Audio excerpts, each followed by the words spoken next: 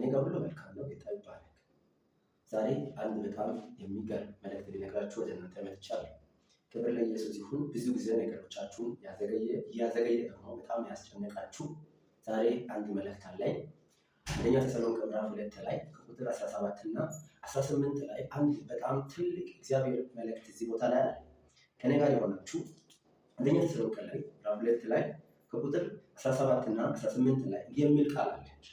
እኛ ግን ወንድሞች ሆይ በልብ ያይደለ ፊት ለፊት ለጥቂት ጊዜ አጥተናችሁ በብዙ ናፍቆት ፊታችሁን ለማየት እጅግ ሞክረን ነበር። እናንተ ግን ወደ እናንተ ልንመጣ ወደን ነበርና እኔ ጳውሎስም ይላል አንድና ሁለት ጊዜ ሰይጣን ግን አዘገየ ይላል።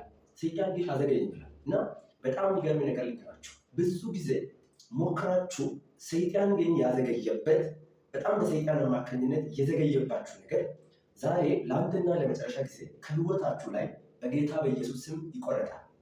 አሜን ብላችሁ ለምትቀበሉት ብቻ በጌታ በኢየሱስ ስም ከህይወታችሁ ላይ ብዙ ጊዜ እናንተን ነገር ያዘገየ በናዝሬቱ በኢየሱስ ስም በዚህ ሰዓት ተቆረጠ።